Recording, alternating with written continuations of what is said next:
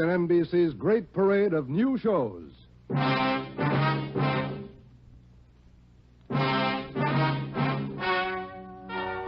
Ladies and gentlemen, the story you're about to hear is true. Only the names have been changed to protect the innocent.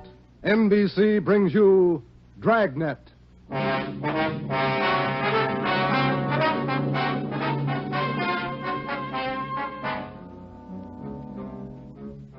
You're a detective sergeant. You're assigned to homicide. There's a mad killer at large in your city. A woman has been brutally slain, the body mutilated. The picture is clear. The killer has a thirst for blood. Your job, get him. Dragnet, the documented drama of an actual crime, investigated and solved by the men who unrelentingly stand watch on the security of your home, your family, and your life. For the next 30 minutes, transcribed in cooperation with the Los Angeles Police Department, you will travel step by step on the side of the law through an actual case from official police files. From beginning to end, from crime to punishment, Dragnet is the story of your police force in action.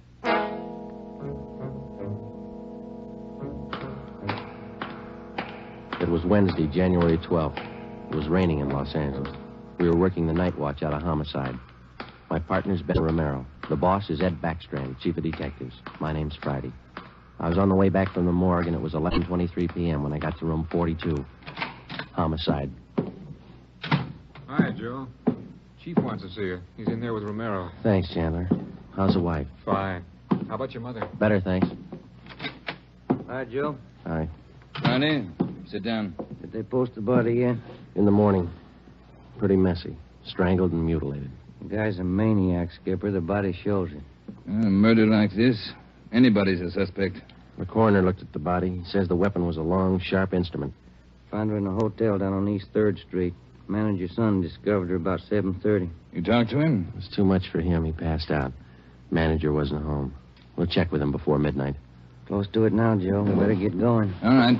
The boys from the crime lab check the room. They're still down there, Ed. The place is a mess. And get back as soon as you can. We're working straight through on this thing. That's a hot shot. I'll get it. At the Lux Hotel, room 219, corner of South Grand and Cordova. Dead body. Possible homicide.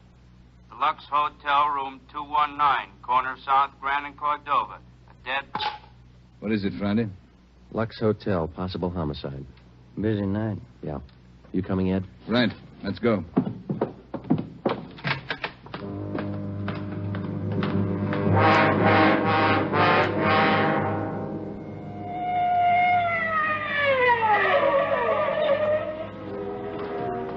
Six minutes later, Ed Backstrand, Ben, and I pulled up in front of the Lux Hotel. The manager met us at the door and led the way up a narrow stairway to the second floor. The room number was 219. We were prepared for the worst. We got it. You're right, Romero. The guy must be a maniac. 2 hotels, 2 murders. The same M.O. 3 of us made a brief inspection of the room at the Lux Hotel. We took a few notes on the appearance of the girl's body and a brief description. Apparently, she'd been strangled to death first, and then her body brutally mangled. Ben and I went back down to the lobby, and the manager, Mr. Ford, showed us the house book. The girl was registered together with a man, Mr. and Mrs. Philip Grant. We took the hotel register to have it checked for fingerprints and to photostat the handwriting. Ben notified the crime lab. Then we went back to the room and questioned the manager. Mr. and Mrs. Philip Grant, that's all I know. I never saw either one of them before tonight. When did they check in, Mr. Ford? About 3 hours ago. That's right, about 9. Maybe a little before. Did they register together? Yeah, a little before 9. They came in together. Did you let them in the room? Yes, sir, like I always do. It's a small place here, maybe not first class, but I treat people right. What did the man look like? Do you remember? I think so. Kind of tall. Young, maybe 30 or so. Husky fella. Had a mustache. How tall would you say, Mr. Ford? Oh, about your height, Wade. Must have been at least 180. Seemed like a nice fella. Would you know him if you saw him again? I think so. People sure don't act like they look. You think it was him? Can you think of anybody else? Well, no. I never saw them before tonight, either one of them. I don't know anything about it. Did you notice anything in particular about them when they came in? Well, he didn't show it, but it looked like she'd been drinking a little, giggling, you know. And you didn't see this man Grant leave the hotel? No, I didn't. I must have been checking the account books back of the desk. Guess he got by me. Is there a back entrance to the hotel, Mr. Ford? No, he had to come out this way, all right. How about the fire escape? I never thought of that. Say, I bet you cops think I'm trying to hide something. How did you happen to find the body? I don't know anything about it, honest.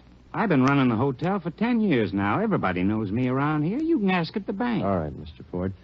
Now, would you mind telling us how you happened to find the body? I don't want a lot of lousy newspaper publicity. Give the place a bad name. Can you blame me? The newspapers won't get your name from us. All we want to know is how you happened to find the body. Well, I told you. It's a small place here, but I like to treat people right. A couple hours after they checked in, I remembered I forgot to fill the ice water pitcher in the room. So I got some and took it up. The door was opened a little ways. It's got a bad catch on it, and the lights were on. I peeked in, and there she was. She was... Well, the guy must have been crazy. Do you remember what time it was when you found her? Well, just before I called the cops, about 11:30, I guess. All right, Ford, that's all for now. When the other officers get here, show them up, will you? Yes, sir, I sure will. Romero, Yes, Skipper? get on the phone downstairs and call the Metropolitan Division. Have them send us every available man from the reserve unit. We're going to patrol the area for the rest of the night. Right, Chief. Least we can do is make it hard for them. 2 murders in 7 hours. Yeah, both of them in a 3-block radius. Same pattern. It's got to be the same guy. All right, we got a description. What do you think? Well, when the reserve unit shows up, have them cover this whole section of town. Pick up everybody who even comes close to that guy's description. All right, Ed. It's got to go fast. We can't lose a minute. 1 hour either way, it might mean another body. Like this one. 9 minutes later, at 4 minutes past midnight, the men from the crime lab showed up. It started to drizzle. They went over the room in detail. They dusted everything in the room for fingerprints, the walls, the doors, the fixtures in the bathroom, the lamps, chairs, everything. They took samples of the girl's blood and her lipstick. Small pieces of flesh and human hair were found under the girl's fingernails. The nails were scraped carefully and the contents put in an envelope, marked and sealed. Ed Backstrand ordered pictures taken of the room and the girl's body from different angles. Every object in the room that could have any possible tie-in with the murder was photographed. It was raining. The rear of the hotel where the fire escape was overlooked a vacant lot. Ben had a hunch. While the lab men were at work, we left the hotel and circled around into the lot for a look at the ground directly underneath the fire escape ladder. It was raining hard now. Must be an easier way to make a living. Mud's almost up to my knee. Mine, too. Watch your step. You see any prints? No. Wait till my wife sees these new shoes. Put it on your expense account. Oh, real funny. Ben, get that light over here. Look. Yeah. Good set of prints. Lucky that rain didn't start turning to wash them out by now. Yeah, hand me that cover from the trash can over there. I'll cover them. Wait a minute. What? Here, on the edge of the fire escape ladder. Small hunk of cloth. Man's suit? Well, looks like it. Might have caught himself in that sharp corner. I got it. All right, come on, let's get back. Yeah, out of this mud bath. Joe, Huh? let me have a light. You catch anything? Hunk of wrapping paper in that trash can. Stains on it. Open it up. Look. Yeah, a butcher knife. We went back to the Lux Hotel, room 219. The lab men were tearing the room apart. It was 10 minutes to 1. We gave the blood-stained knife and the piece of cloth we found on the fire escape to Lieutenant Lee Jones, head of the crime lab. We told him about the footprints just below the fire escape ladder. The knife will help us, so will the cloth. I don't know about the footprints. You say you covered them? That's right, Lee. They still look in pretty good shape. Maybe we can do something if the rain hasn't broken them down too bad. Bracken. Yeah, Lieutenant? You and Sloan get downstairs and take a look at those prints. They're good enough. Get a torch, dry them out, and make a cast, right? Okay, Lieutenant. Come on. That's about all I can do for you now, Ed. I think we got everything there is to get. All right, Jones. I'll follow you back to the lab in a couple of minutes. Okay, Ed. Good luck, fellas. Thanks, Lee. We're going to need it. All right, Friday. Romero, it's your baby for the rest of the night. Lee, get anything? Few prints, a woman's purse under the bed. Don't know if it's hers or not. No identification. You going to be at the crime lab, Ed? All night. As soon as we find anything, I'll let you know. Yeah? A gang of cops just came in the lobby. They asked for you. Must be the reserve men from Metropolitan. Tell them we'll be right down, Ford. Okay. You want us to handle it, Ed? That's right. Do just as I told you. Spread them out over the whole area. Cover the streets, the alleys, the flop houses, restaurants, bars, everything. You got a description to go on. Find the man that fits it. Right, Skipper. Don't forget, the guy's a killer twice over. I don't think he'd hesitate on you. Be careful. We went down to the lobby, and Ed Backstrand gave the reserve men their orders. Then Backstrand left, and Ben and I took over. We picked up another half dozen men in addition to the men in the reserve unit. They were deployed over an area of a dozen square blocks. It was one of the toughest sections of the city. With a general description of the suspect, some of them were to travel on foot, some in cruiser cars. A few minutes before 1 a.m., there was a steady downpour. Visibility was bad. At 3 minutes past 1, the manhunt was on. For the first 30 minutes, Ben and I cruised the general area between East 3rd and College Streets and Alameda and Figueroa. No sign. The rain kept on. We sat and listened to the calls come in. 12A, call your station. 12A, KMA 367. Attention, all units. Recovered license plates in the 6th column. 4 Young, 7690. 41R, 788 Standard Avenue at 373. 41R, KMA 367. Unit 71 at 2816 West La Cienega, a 507 party. What do you think, Joe? Any hunches? I think he's still around, somewhere inside these 12 blocks. I'd bet on it. 5? All right, you're on. Want to check out a couple of these bars along here? Getting on the closing time. It's a good idea. Pull over, huh? All right, let's check him for the next couple of blocks, huh? Right. For the next 6 blocks until closing time, Ben and I checked every bar and every informant we met along the way. The questions got to be automatic. Have you seen a man answering this description? Tall, dark, about 5 feet 11, 180 pounds, well-built, mustache, about 30 years old. The answer's got to be automatic, too.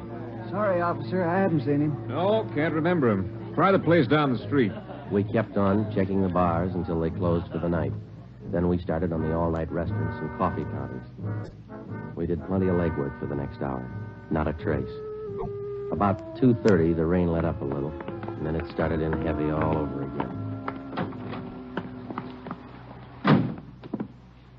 That finishes that block. Yeah, I better get the radio on. Yeah. Beautiful weather. By the bucketful. You want to smoke? Thank you. Control 4, Unit 80K, Is your that a match? location, please. Yeah. 80K, your location, KMA 367. That's us, Joe. You want to take it? Yeah, I got it. 80K to Control 4. 80K to Control 4. Our location, corner of Alameda and Commercial, KMA 367. 80K, stand by. Something doing. Maybe. No, hold on a minute. Control 4 to 80K. Go to the crime lab, code 2. 80K to Control 4, KMA 367. Crime lab. Maybe those prints paid off. Well, I hope so. Let's go. That killer sure picked fine weather to work in. Feels like I just been swimming in these clothes. Yeah. I hope those guys in the crime lab have the heater on. A hot bath and a warm bed lead me on. Attention, all units. Hold it. Let's get the radio. All units. At 420 St. John's Place, a woman screaming. At 420 St. John's Place, a woman... All right, double around, Ben. Hit the siren. I'll get the light. Right, hold on. Left turn on the market, is that right? Yeah, watch out for those car tracks. They're wet. Hold on again. The alley up ahead to your right, huh? All right, pull up, Ben. Put the street light over there. There you are. All right, come on. Let's go.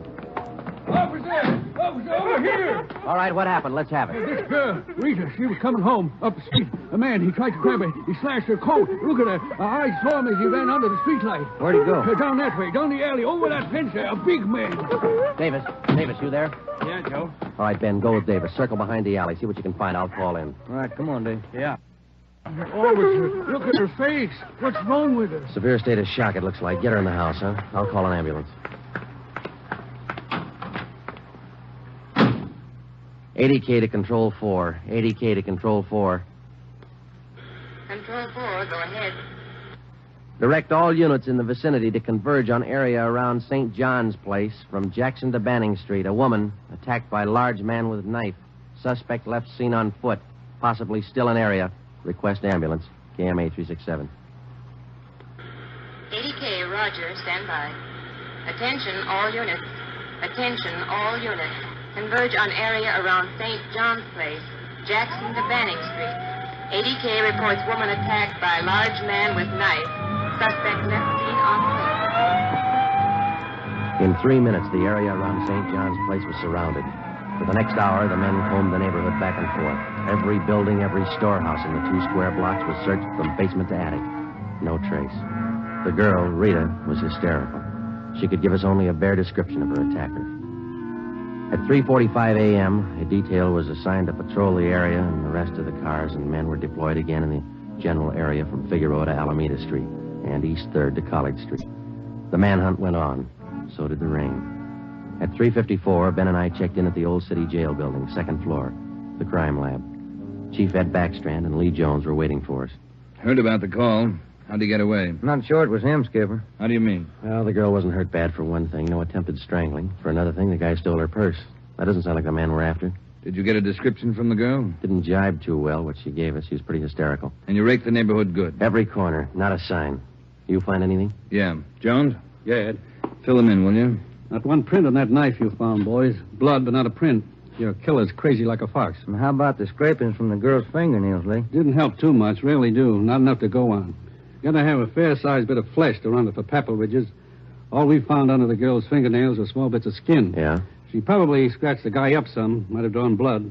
We had more luck with the footprints. You get an impression? Dried out the ground with torches and cast them. About size 10B. That's fine, Lee. But how about the prints? Only good one was a thumb. Real good. Got it off the wall near the light switch in the bathroom. You classified yet? Yep. Found it in our single fingerprint file. The print belongs to a man by the name of Long. Robert Long. You got a record, Ed? Yeah. Misdemeanor. 2 arrests for drunkenness last October. Petty theft in December. The mama sheet shows a dishonorable discharge from the United States Coast Guard in 1946. Age 29, 192 pounds, 5 feet 10 inches, dark hair, dark eyes. That's close enough. We got even closer, Joe. Long works as a counterman at the Cottage Cafe down on South Flower. Started there last week on the early morning shift, but he didn't show up for work last night. Good. Where'd you get the tip? The knife you boys found. Didn't have any prints, but it had a brand on it. We ran it down. It was taken from the Cottage Cafe. Mm-hmm. Any address on this Robert Long, Ed? Yeah, got it from his boss. Rooming house on East 1st. Landlady says he hasn't been home in 2 nights. Now we wait. Rooming house is staked out, and so is the Cottage Cafe, just in case Long decides to show up for work this morning. What time you got, Romero? 6 minutes past 4. All right. We've got every indication that Robert Long's the man we're after. His description, fingerprints, the knife, the footprint, his size. Maybe we're wrong. I don't think so. How about a motive, Ed? I think Robert Long likes to kill. He's thirsty for it. None of the victims were criminally attacked. They were strangled. Bodies mutilated. How about robbery? No. 2 of the women he killed had money in their purses. He didn't touch it. Well, what's next, Skipper? Back on the street? Figueroa to Alameda, East 3rd to College Street. Keep a net around that area and work it back and forth until we're positive he's not inside. I think he is.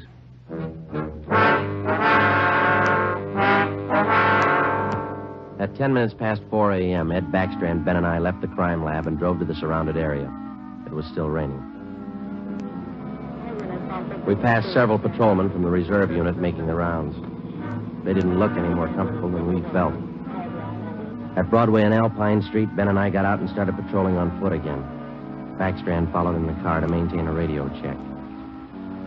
We must have covered 24 blocks and a half a dozen coffee counters before we got to the Criterion Restaurant and Donut Shop, a few blocks up the street from the Cottage Cafe. Hey, Skipper, you want to take a minute for some hot coffee? I'll keep an ear on the radio. You 2 go ahead. You look drenched. Yeah, we are. Can we bring you some back in a paper carton? Fine, thanks. Cream. No sugar. All right, Ed. Come on, Ben.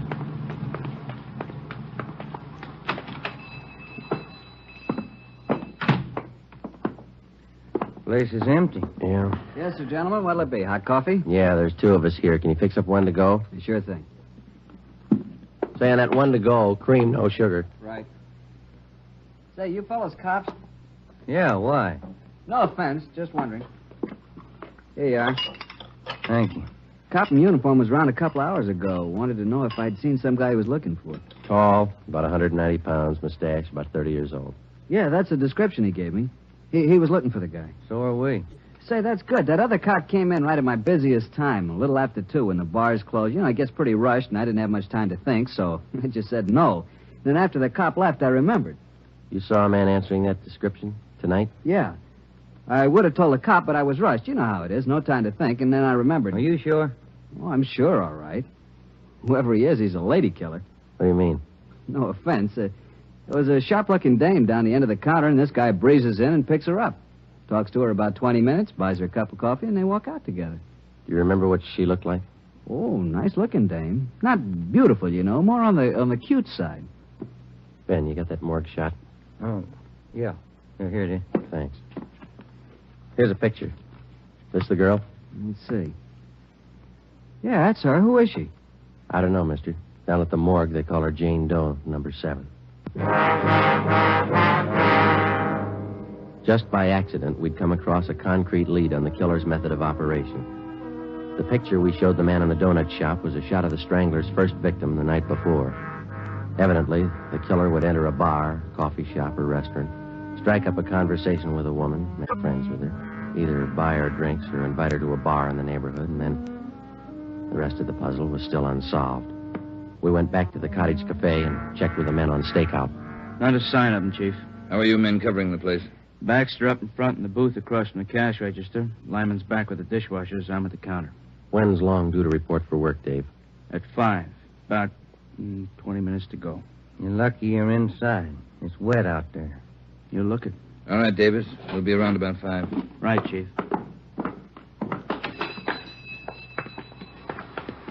Let's get back in the car.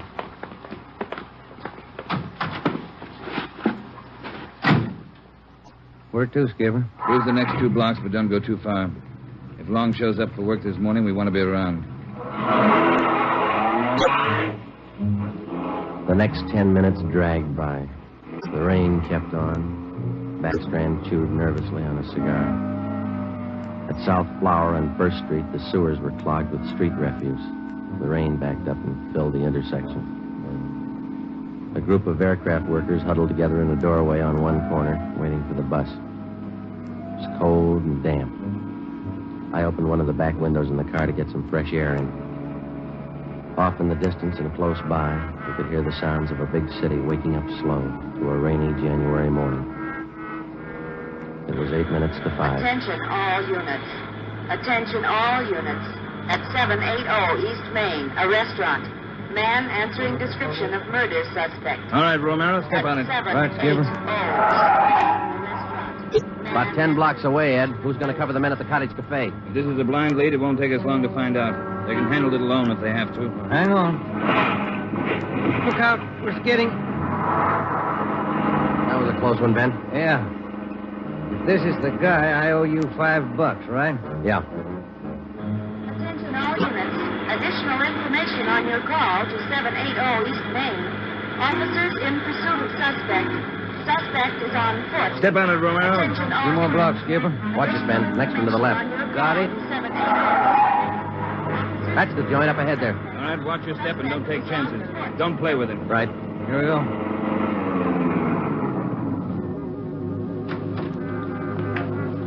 He went out the back, ran down an alley. Come on, Ben. Behind you. You men, hustle it. Circle around the block and choke off the alley. There.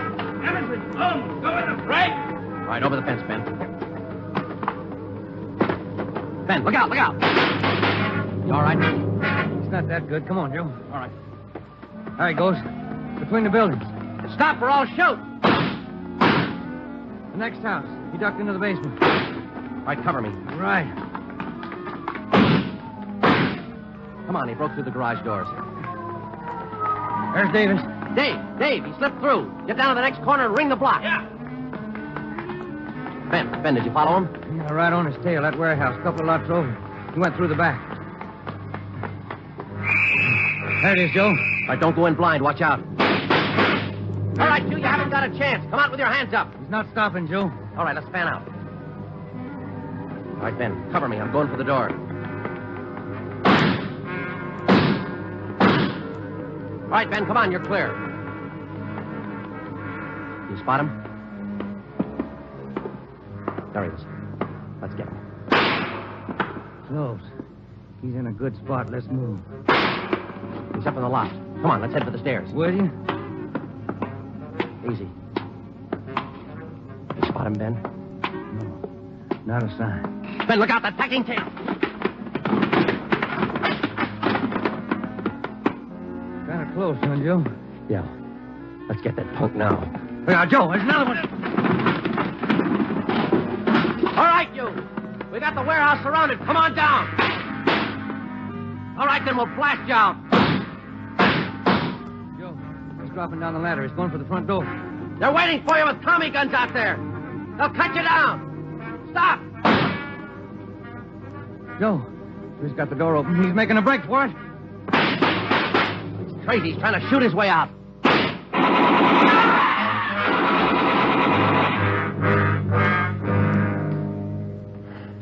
Well, he asked for it. Yeah. Let's take a look.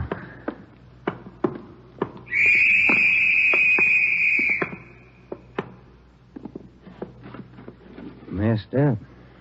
Well, like his girlfriends. Well, maybe he just didn't like women. Maybe. Hi, Ed. You all right? Tired. This is him, huh? Even the scratches that girl made on his face. Description match? 5 feet 10, 192 pounds, dark hair, dark eyes, age 29. Robert Long, killer.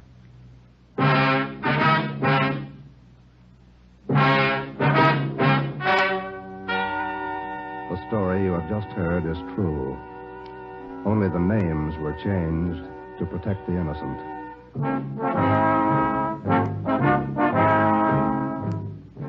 You have just heard the 10th in a new series of authentic cases transcribed from official files.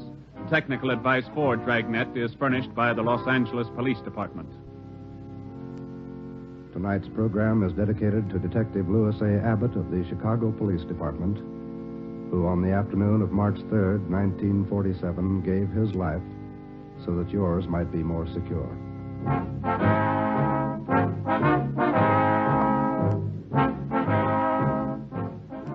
Dragnet came to you from Los Angeles. If you enjoyed tonight's production of Dragnet, you'll probably want to listen this Saturday evening to a pair of adventure shows featuring two well-known Hollywood personalities. You'll enjoy Brian Donlevy, star of Dangerous Assignment. Also on Saturday's schedule is Richard Diamond, private detective, as played by the screen's romantic tough guy, Dick Powell. Listen to both of these exciting programs this Saturday over most of these NBC stations. This is NBC, the national broadcasting company.